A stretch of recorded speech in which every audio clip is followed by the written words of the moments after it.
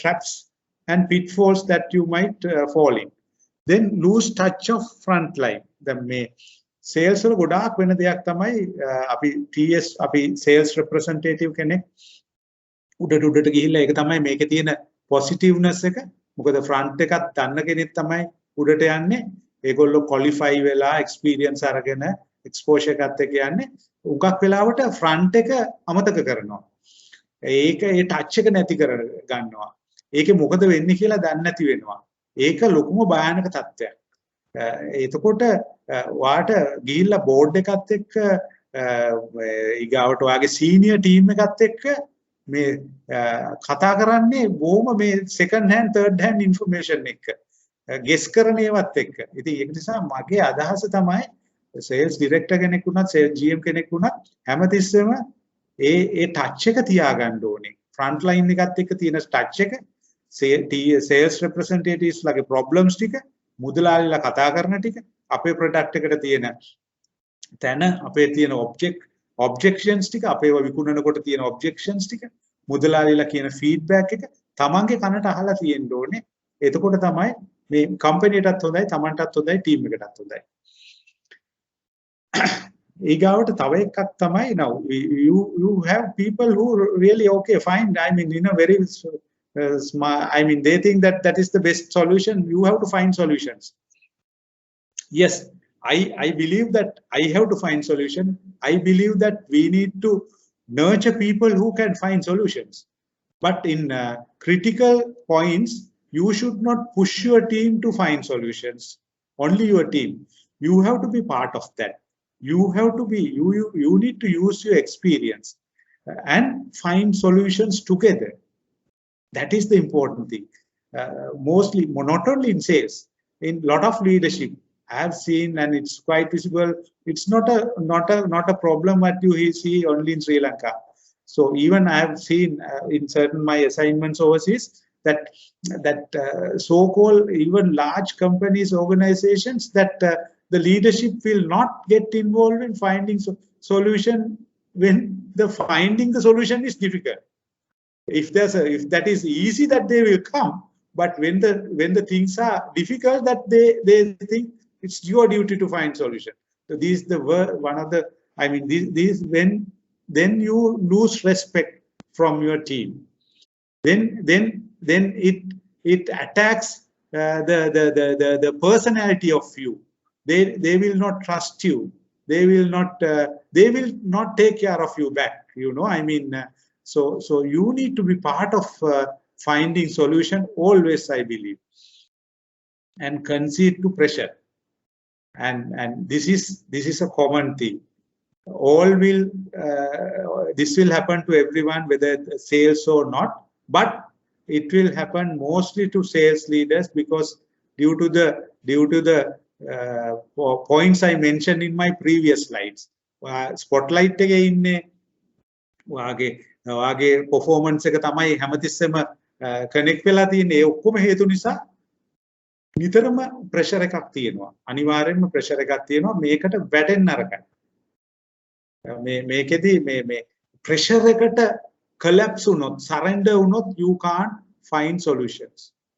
and මේක දැන් මේක සමහරලාවට මම මේ විදිහට කියනවා නම් දැන් මේක දෙපැත්තෙන් වෙන ප්‍රෙෂර් එක සමහර සේල්ස් එච්ලා මම දැකලා තියෙනවා මේ යටින් එන ප්‍රෙෂර් එකටත් ඔරොත්තු දෙන්නේ නැහැ.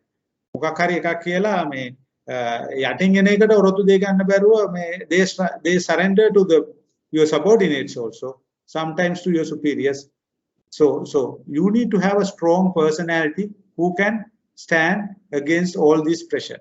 Because I again reiterate මේ pressure කියන එකට ආවොත් දැන් හුඟක් කියනවානේ pressure කියලා අපි sales වෙන්න ගොඩක් හරි ඒ Taman දැනගන්න ඕනේ ඒ තැනින් එළියට යන්න.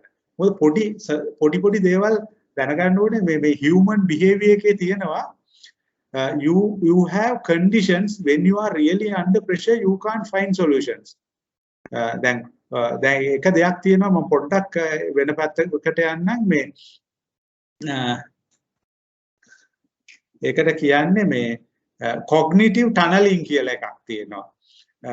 මේ pressure එක ගොඩාක් වැඩි වෙච්ච වෙලාවකට මේ එයාට මේ ඉස්සරහ එක දෙයක් තමයි පේන්නේ. එයාට දැන් උදාහරණයක් විදිහට දැන් අපි කියමුකෝ දැන් සේල්ස් එක ප්‍රොඩක්ට් එක සේල්ස් අඩුයි. මොකක් හරි ප්‍රොඩක්ට් එක. ඒකේ මාකට් ඒක ප්‍රොඩක්ට් එකේ මොන හරි ප්‍රොඩක්ට් කම්ප්ලේන් එකක් තියෙනවා. ඉතින් දැන් අර ප්‍රෙෂර් එක ආවහම කොග්නිටිව් ටනලින් කියලා සිටුේෂන් එකකට එනවා. එතකොට යාට පේන්නේ අරක විතරයි. වෙන ඒවා මුකුත් ඒක මේ කන්ඩිෂන් එකක්. ඕක උදාහරණයක් විදිහට මේ මම තව විදිහට එක්ස්ප්ලেইন කරන්නයි. දැන් ඔය එයාක්‍රාෆ්ට් ඇක්සිඩන්ට්ස් වලදී ඔයගොල්ලෝ බලනවා නම් ඔය ඒවා ඉන්වෙස්ටිගේෂන් ප්‍රෝග්‍රෑම් ඒවා එහෙම මේ පයිලට්ස්ලා සමහර වෙලාවට කලබල වුණාම ප්‍රෙෂරයිස් වුණාම they get into this condition. They get into the cognitive tunneling condition. Then දැන් අපි bad weather හින්දා වෙන දෙයක් ගැන හිතාගෙන හිටියා නම් එයාක්‍රාෆ්ට් එකේ bad weather ගැන විතරයි හිතන්නේ. මේ වෙන ගොඩාක් වෙන රීසන්ස් තියෙනවා. සාමාන්‍ය තත්ත්වයේ උඩ ඒගොල්ලන්ව ට්‍රේන් කරලා තියෙනවා. මේ මොකක් හරි එක එන ඒ ඔබ්සර්වේෂන් එක එක්ස්ප්ලেইন කරන්න. ඒ මුකුත් ඒගොල්ලන්ට මේ යන්නේ. ඒ ඔය ඉන්වෙස්ටිගේෂන්ස් වලට ඔකලදී ඕක ලස්සනට එක්ස්ප්ලেইন කරලා පෙන්නනවා. මේ කොග්නිටිව් ටනලින් කියන එකට. ඉතින් ලීඩර්ෂිප් එකේ එක්කෙනෙක් ප්‍රෙෂරයිස් වුණොත් ඔය කොග්නිටිව් ටනලින් එකට යනවා. එතකොට එයාට ඩිසිෂන්ස් ගන්න බෑ. මේ එක හේතුවක් මැත්තේ හිතාගෙන ඉන්නවා. ඉතින් ඒ වගේ ගොඩක් ප්‍රශ්න ඇති වෙනවා මේ ප්‍රෙෂර් එකට සරෙන්ඩර් වුණොත්. So this is why we need very strong people, men and women, leading sales. We have seen men or women both. They are very strong. Locally, we have a lot of very strong people. They don't surrender to pressure. So I am sure this. We have 115 people here, boys and girls, and so you all may be at early stage in your career. So you need to practice how you are going to face challenge, especially pressure. There's nothing called pressure. There are so many ways that you can avoid that. You have to be on top of everything, and there's a way that you avoid pressure. Even pressure is mounting around you. You need to have tactics to handle that. So don't surrender to pressure. That is a very costly mistake. Then only focus on sales or achieving targets. මේ sales leaders ලා අපිත් එහෙම කරපු කාලයක් තිබුණා. අපි බලන්නේ මේ target එක achieve කරන්න විතරයි වෙන වෙලාවල්. එතකොට ඒක අද තත්ත්වයට අනුව ඒක වළංගු නැහැ. ඒක එහෙම සේල්ස් ලීඩර් කෙනෙක් කම්පැනි එකට වැඩක් නැහැ. එහෙම අය ගොඩක් ඉන්න පුළුවන්. නමුත් හරි ලීඩර් කෙනෙක් නම් you need to have a proper 360 focus of achieving top line, bottom line, your other KPIs, how you are developing in your your new lines, how you are developing your profitable lines, how you are developing your SKUs for future, and how you are working on your succession plan, how you are improving your talents of your people, how collaborative you are with other departments, how best you support all the other departments. There are a lot of things. So please, so I think there's no existence for sales leaders who only look at sales or achieving targets in future. So that I have to mention. So start even at early stage thinking, looking at the big picture. So these are the common mistakes that usually sales leaders do, which I have discussed. Any questions?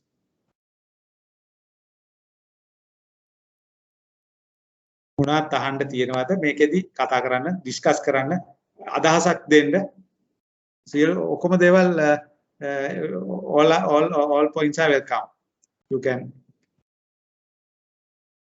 someone okay. I think someone is meddling with the slideshow.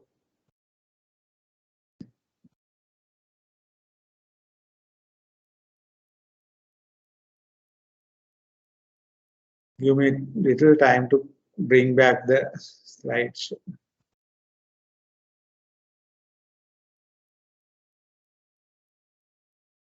Can you all hear me? Yeah, we can hear you. So Yes, sir. I wanted to add something. I don't know whether it's okay or not. I feel the leaders, between the leaders and the staff, there should be a transparency. Lot of leaders, the making the mistake is not transparency. If you are transparent to your colleague, then you can expect that them to be transparent to you as well. So it will work like a give and take policy kind of stuff. You are very right, Aniston. So that is basically that is culture, right? That I mean, this doesn't come under this topic, but that is the culture should be. There's another topic usually comes as a sales team culture. So that is, you are very right on that, mentioning that. Thank you. Thanks for your input, Aniston. Okay, so I'll move on.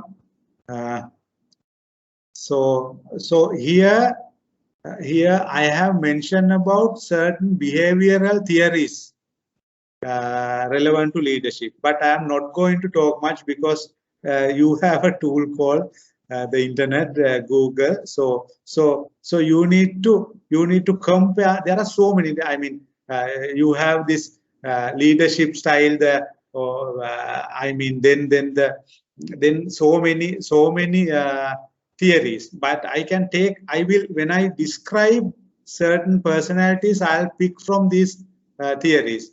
For an example, this autocratic and democratic style we discuss, right?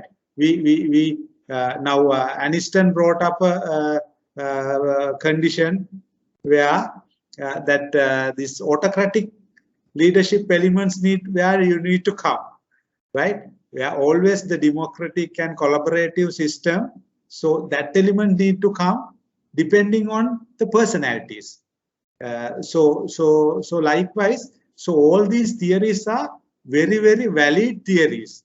After going through even the notes, so if you listen back to this conversation again, Google and see how much these theories goes along with these conditions, situation, elements what we discuss. Then situation leadership. Now initially in 1939, this Levy brought up this initial concepts of autocratic and democratic concepts, but then later the situational leadership brought by Paul and Ken. So this is Paul and Ken. I mean, with their first names also, there are a lot of other things that then later they brought slightly different theories. So please go through and study, because all these theories have evolved.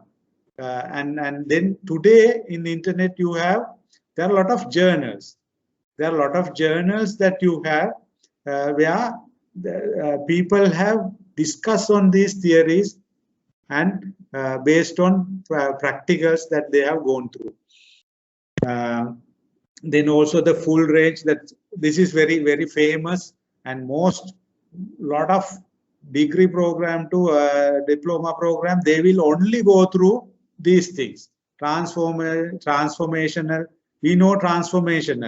Now here we discuss, you need to have those talents, you have to these personalities depending on situations. There can be certain companies that you need to transform. Then you need to start from the inception, that you need to start with autocratic leadership styles, right? And then later only you can come to the democratic, right? So this transformational leadership is directly linked to those two concepts Levin spoke very early stages. Then little bit if I go talk about transactional, this is reward and punishment kind of the core, right? So in certain journals, when you go through, you will see some authors have mentioned this transactional leadership is good for sales and commission-based operations. So without knowing what the depth of sales, right? So sales management, sales leadership. This is why I mentioned sales was taken as a job most of the time. People have not understood the scientific approach, the depth in this profession. So that is why in certain journals, the transactional leadership is very good for sales. So that is I have seen in certain journals. So which is not right.